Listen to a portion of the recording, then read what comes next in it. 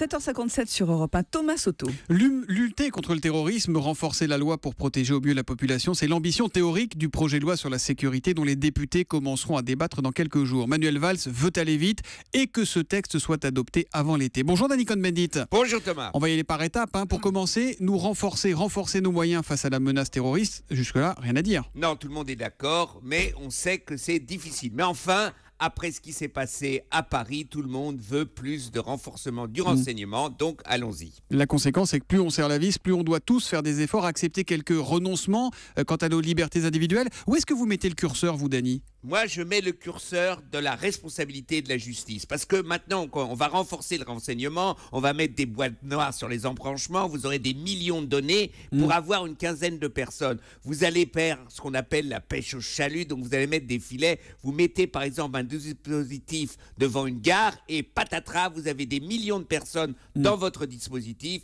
Vous n'êtes pas sûr et vous avez ces données pendant 5 ans. Donc, ce qu'il faut, c'est qu'il y ait un contrôle de la justice et surtout une capacité d'interpréter les informations que vous avez, car c'est là où il y avait un grand problème, par exemple, avec quand on a vu ce qui s'est passé à Charlie. Est-ce que c'est pas un débat qui ne fait que des mécontents, ça, finalement ? Le débat impossible à trancher, Danny ?